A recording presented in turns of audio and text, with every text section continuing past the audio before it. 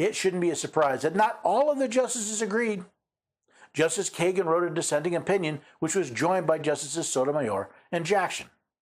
If the court finds at the end of its interpretive work that Congress has left an ambiguity or gap, then a choice must be made. Who should give content to a statute when Congress's instructions have run out? Should it be a court? Or should it be the agency Congress has charged with administering the statute? The answer Chevron gives is that it should be the agency within the bounds of reasonableness. That rule has formed the backdrop against which Congress, courts, and agencies, as well as regulated parties and the public, have operated for decades. It has been applied in thousands of judicial decisions. It has become part of the warp and woof of modern government, supporting regulatory efforts of all kinds. To name a few, keeping air and water clean, food and drugs safe, and financial markets honest. Once again, we see justices placing their own tradition above the law. According to Justice Kagan, we should leave the Chevron doctrine in place not because it is constitutional or was enacted by law, but because it's been around for 40 years. In fact, she goes further by claiming Chevron is giving deference to what Congress wants. And the rule is right. This court has long understood Chevron deference to reflect what Congress would want, and so to be rooted in a presumption of legislative intent. Congress knows that it does not, in fact cannot, write perfectly complete regulatory statutes. Now, if Congress wanted the executive agencies to fix their imperfectly written statutes, why did they give the power to make such interpretations to the courts? From the Administrative Procedures Act, to the extent necessary to decision and when presented, the reviewing court shall decide all relevant questions of law, interpret constitutional and statutory provisions, and determine the meaning or applicability of the terms of an agency action. Justice Kagan does point out one area of concern, but not in the way she seems to focus on. Today, the court flips the script. It is now the courts rather than the agency that will wield power when Congress has left an area of interpretive discretion. A rule of judicial humility gives way to a rule of judicial hubris. In recent years, this court has too often taken for itself decision-making authority Congress assigned to the agencies.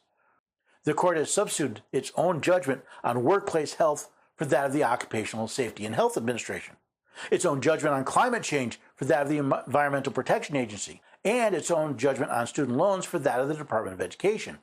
But evidently that was, for this court, all too piecemeal. In one fell swoop, the majority today gives itself exclusive power over every open issue, no matter how expertise-driven or policy-laden, involving the meaning of regulatory law. As if it did not have enough on its plate, the majority turns itself into the country's administrative czar. It defends that move as one suddenly required by the nearly 80-year-old Administrative Procedures Act. But the Act makes no such demand. Today's decision is not one Congress directed. It is entirely the majority's choice. Yes, the court has effectively moved interpretive power, and by it the power to modify law, from the executive branch to the courts. Justice Kagan seems quite offended by the idea, claiming that the court has substituted its judgment over OSHA, EPA, and the Department of Education. I personally find that less interesting, since the Constitution does not delegate the power to create any of those agencies to the United States in the first place. She also seems to be upset that a 40-year-old decision of the court with absolutely no constitutional or statutory basis is being overturned by an actual law passed by Congress and signed by the President of the United States simply because it is 80 years old. Chief Justice Roberts had a response to the dissent's position. The dissent ends by quoting Chevron, "Judges are not experts in the field." That depends, of course, on what the field is.